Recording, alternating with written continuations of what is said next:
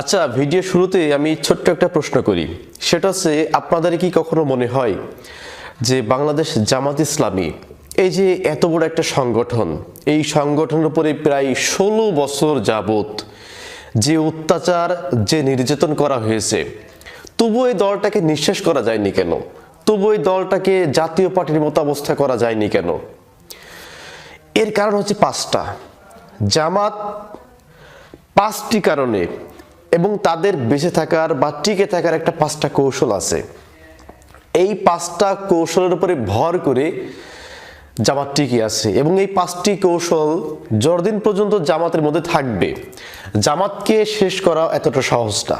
কারণ বিগত সময় আপনারা দেখেছেন যে একজনকে আপনি ধরিয়ে দেবেন পুলিশ দিয়ে, শুধু বলবেন যে ছেলেটা শিবির করে, অথবা শুধু বলবেন যে এই লোকটা জামাত করে, ওকে কিন্তু পুলিশ ধরবে। তো এত হত্যা, নির্যাতন, গুম, তারপরও জামাতের জনপ্রিয়তা কিন্তু কমেনি, বরঞ্চ আরো বেড়েছে। কারণ কি জানেন? 1 নম্বর যে কারণটা, সেটা হচ্ছে জামাত ধর্মভিত্তিক রাজনীতি করে।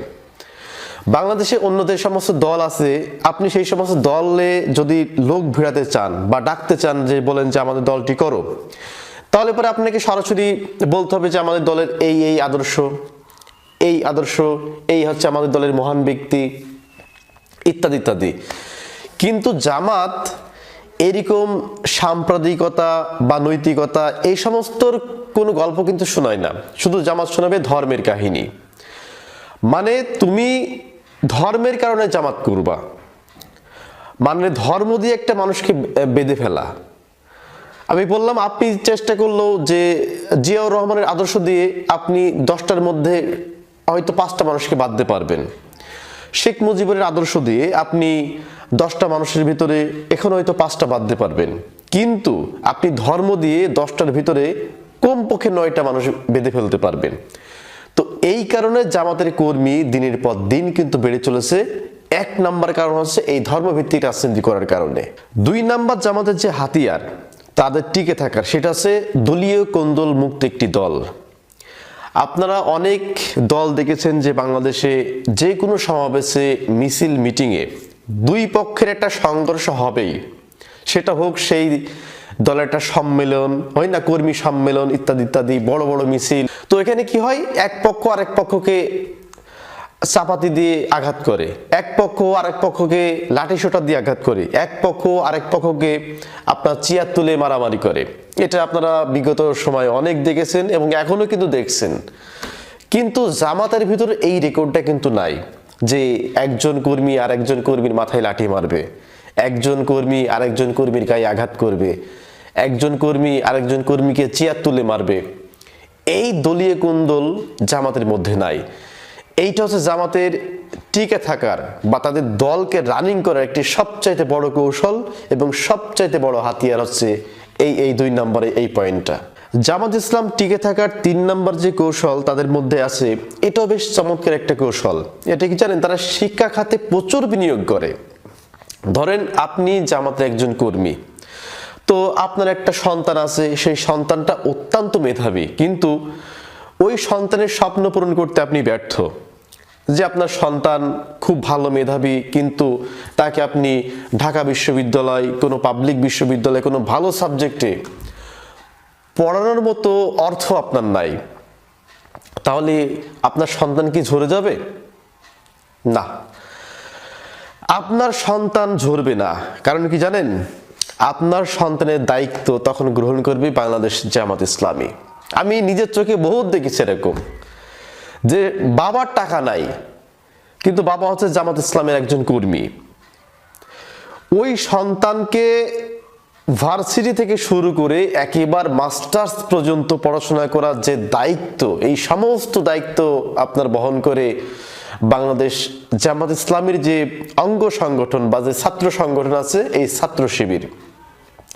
যদি আমি মিথ্যা বলি, আপনি জামাত ইসলামের লোকজনের কাছে একটু, যারা অথেন্টিক, যারা লিডার, একটু খোঁজ খবর নেবেন যে তারা শিক্ষা খাতে কি পরিমাণ ইনভেস্ট করে। যে তাদের মধ্যে যদি কেউ মেধাবী থাকে, ওই মেধাবীর পড়াশোনার সম্পূর্ণ দায়িত্ব এই ছাত্র শিবির গ্রহণ করে, যাতে করে কোনো মেধাবী একটাও ঝরে না যায়। আর এই কাজটা করার কারণে বাংলাদেশ জামাত ইসলামের যে স্ট্রাকচার এইটা কিন্তু আরো মজবুত হয়েছে। কেন জানেন? যে ওই যে ছেলেটাকে পড়াশোনা শেষ করলো, সর্বোচ্চ শিক্ষিত করলো, ওই ছেলেটা যখন চাকরি পাবে সে কিন্তু জামাতের পক্ষে কাজ করবে, তার সফটনেস থাকবে জামাতের পক্ষে। তো এই জন্য জামাতকে উপড়ে ফেলা বা শিকড় থেকে তুলে ফেলা এটা বিগত 16 বছরে যেমন সম্ভব হয়নি, এবং ভবিষ্যতেও জামাতকে শেষ করা বা নিঃশেষ করে দেওয়া এটা অসম্ভব একটি ব্যাপার। এরপর বাংলাদেশ জামাত ইসলামকে একেবারে শেষ করা, তাদের উপরে হামলা মামলা দিয়ে তাদেরকে জাতীয় পার্টিতে পরিণত করা সম্ভব হয়নি আরেকটি কারণে। এই কারণটা হচ্ছে কারাবন্দী কর্মীদের পরিবারের দায়িত্ব জামাত ইসলাম গ্রহণ করে।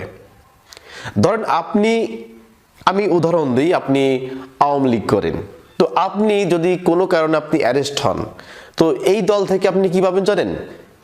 আপনি একটা দলীয় বা আইনি সহযোগিতা পাবেন, বা যেটিকে বলা হয় তাদের দলীয় উকিল দিয়ে আপনাকে জেল থেকে বাহির করবে, সেটা 3 মাস বা 6 মাস পরে। তো পক্ষান্তরে যদি আপনি বিএনপি করেন বা জাতীয় পার্টি করেন বা যেই দলই করেন না কেন, তো প্রত্যেকটা দলের কিন্তু একটা নির্দিষ্ট আপনার আইনি সেবা আছে, তো দলীয় সেবা যেটাকে বলা হয়। তো দল থেকে আইনি সেবার মাধ্যমে আপনি কিন্তু যদি আপনি অ্যারেস্ট হন বা আপনি জেলে থাকেন, তারা কিন্তু বের করবে, মানে এই সেবাটুকু আপনাকে দিবে। আর জামাত ইসলাম কি করে জানেন?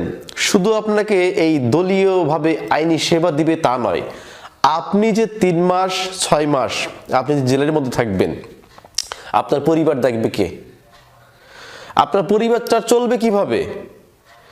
এই পরিবারের সমস্ত ভরণ পোষণের দায়িত্ব জামাত ইসলাম গ্রহণ করে, যার ফলে তার একটা কর্মীও দেখবেন না যে ঝরে চলে যায়।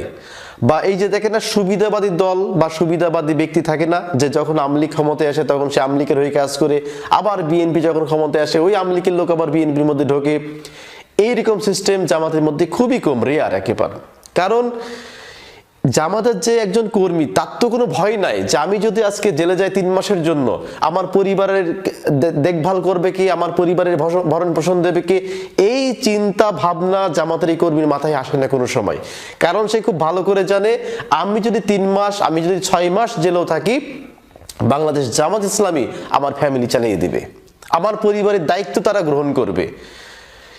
যার ফলে এই ভরসার কারণে আপনি জামাতের যত কর্মীকেই ঢোকেন না কেন, সে ওই জেল থেকে বাইর হয়ে আবার জামাতের স্লোগানে আসবে, আবার জামাতের সাথে মিটিং করবে, আবার জামাতের সাথে রাজপথে নামবে। কারণ সে এইটুকু ভরসা পায় জামাত ইসলাম থেকে যে আমার যদি কিছু হয়েও যায় আমার পরিবার নিরাপদ। আমি একজন কিছু হয়ে যাবে, আমার এরকম আমার 100 ভাই আছে, যে সমস্ত ভাইয়েরা আমার পরিবারকে দেখভাল করবে। এইটা জামাতে একটা খুবই মানে কি বলবো, মানে গুড একটা পয়েন্ট, খুবই ভালো একটা সিদ্ধান্ত, যেই সিদ্ধান্তের ফলে জামাত ইসলামের কর্মীদের মনোবল ভাঙা, তাদেরকে শেষ করা, তাদেরকে জাতীয় পার্টিতে পরিণত করা, এটা অসম্ভব একটি ব্যাপার। এরপরে 5 নম্বরে জামাত ইসলামের যে হাতিয়ার, অর্থাৎ তাদের যে কর্মীদেরকে যেভাবে তারা ব্রেইন ওয়াশ করে বা যেভাবে তারা বোঝায়, সেটা হচ্ছে জামাত ইসলামীতে যোগদান করার পরে তুমি যদি কোনো আন্দোলনে তুমি যদি মারা যাও, এইভাবে বোঝানো হয়ে থাকে যে মরলে শহীদ বাঁচলে গাজী, এই কথাটা তাদের ব্রেনে ঢুকিয়ে দেওয়া হয়। তো যখন কোনো মানুষকে এই কথাটা ঢুকিয়ে দেওয়া হবে, তখন ওই সংগ্রামে তার যদি হাত কেটে যায়, পা কেটে যায়, সে রক্তাক্ত হয়, তারপর তার একবারও আফসোস থাকবে না। সে জানবে কি জানেন? সে শুধু দলের জন্য না, আমি ধর্মের জন্য লড়াই করেছি। এইটা শেখানো হয় যে তুমি আল্লাহর পথে তুমি যাচ্ছ, তুমি যদি এই যুদ্ধে ইসলামী দিন কায়েম করার জন্য তুমি যদি মৃত্যুবরণ করো, তুমি হচ্ছে শহীদ, আর তুমি যদি বেঁচে আসো তাহলে তুমি গাজী। তো প্রিয় দর্শক, জামাত ইসলামের যে 5টি হাতিয়ার বা যে 5টি কৌশল বা যে 5টি কৌশলের কারণে তাদেরকে 16 বছরও শেষ করা সম্ভব হয়নি, এই 5টি যে জামাত ইসলামের নীতি বা কৌশল বা যে 5টি হাতিয়ার, এই 5টি হাতিয়ার সম্পর্কে যদি আপনার কোনো মন্তব্য থাকে তাহলে অবশ্যই কমেন্ট করে জানাবেন। ভালো থাকবেন, ধন্যবাদ সবাইকে।